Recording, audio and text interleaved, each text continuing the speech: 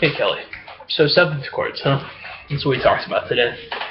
Before we do that, you know, you could get very, very good at two-string climb and two-string drop.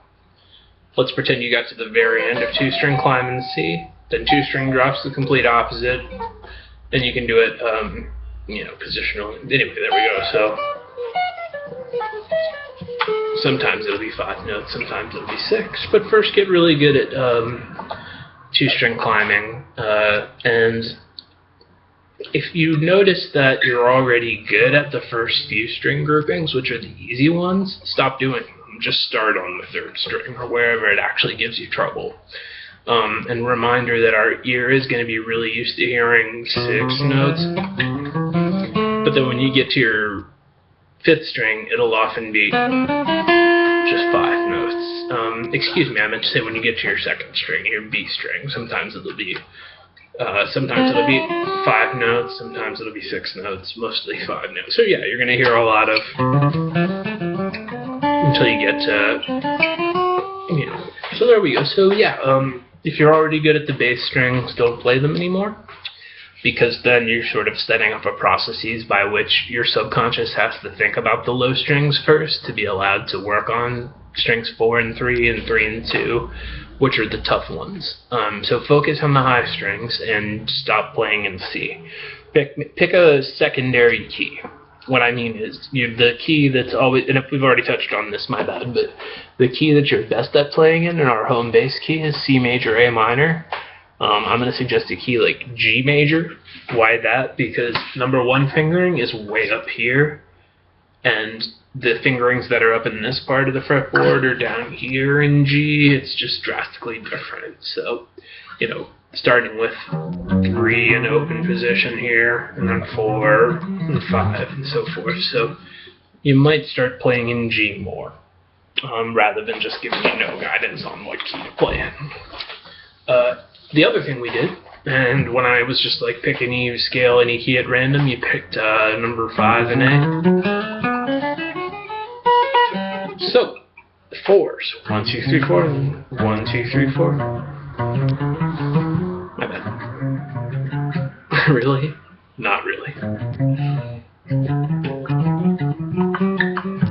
And so on like that. So like we were talking about during the lesson, what we're doing is we're playing the first 4 notes.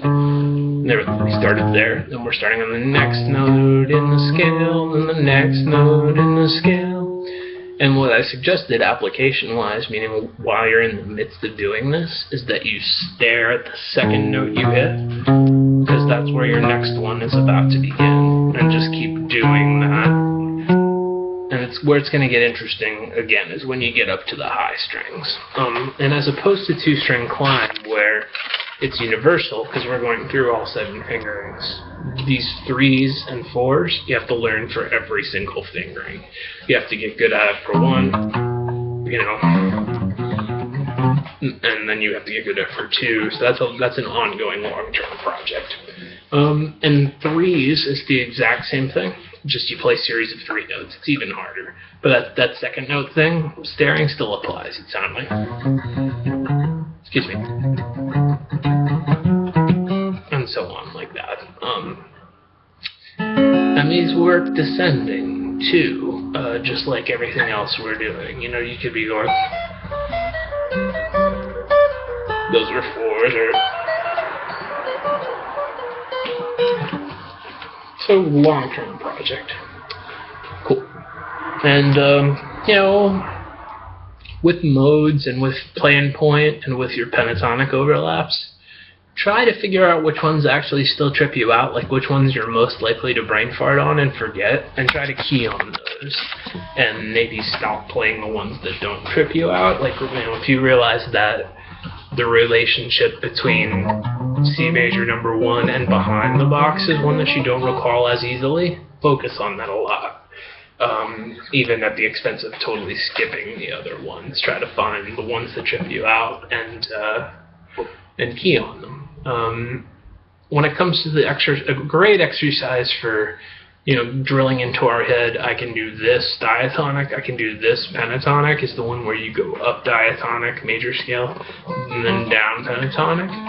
when it comes to those, you're going to notice that your head naturally puts it in a set order.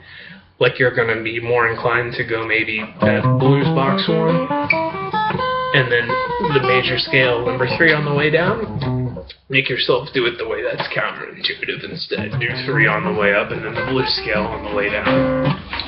And that's my other recommendation for kind of troubleshooting, and just continuing to interact with the scale stuff we did.